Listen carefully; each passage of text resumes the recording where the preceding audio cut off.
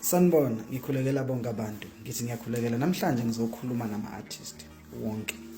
Bafowethu siyanithanda ama-artist akithi, eSouth Africa siyanithanda nonke. Ngabe KZN, ngabe seJozi, ngabe kuphi siyanithanda. Isixhosa sami sizothi ngoba ngibhekene nama-artist nje ngoba. Ngisacela nigweme into efana nale. Ngoba siyoqeda unyaka noma siya kuDisemba, amagigeni maningi kakhulu. Kuphinde futhi amagigeni emaningi kakhulu.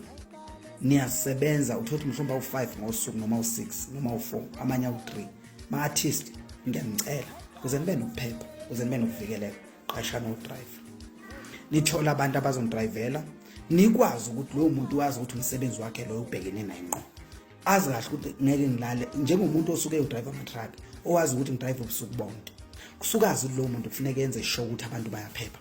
Ngifuna ukuthi kuze niphephe nivikeleke kuzo zonke ingozi nakuphi nasemgwaqweni. Thola udriver, hlala eceleni uphumule ngokwenele, ulale nolala, ukwazi ukufika lapho uyafika khona ngoba abanye baze bengene engozini noma kuze kufike ingozi kuwona ama-artist. Yingoba umunye uthanda ukudrivela, kuyafana amagita ngoma asuke ekhathele. Uyena umnyazo ulokhuza ne-artist suke ekhathele. Usuke uthathela ne-risk.